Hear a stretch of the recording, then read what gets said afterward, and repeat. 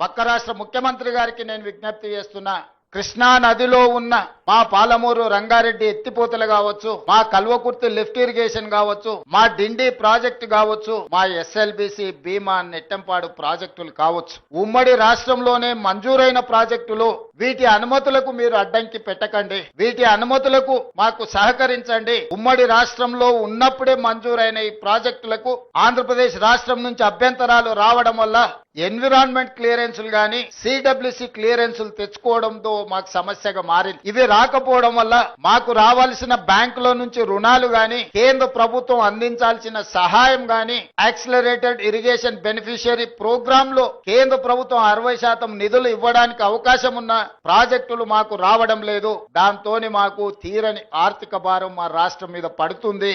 ఇవన్నీ కూడా మీరు సహకరించండి. మీకేమైనా సమస్యలు ఉంటే కూడా మేము సానుకూలంగా ఆలోచన చేస్తాం.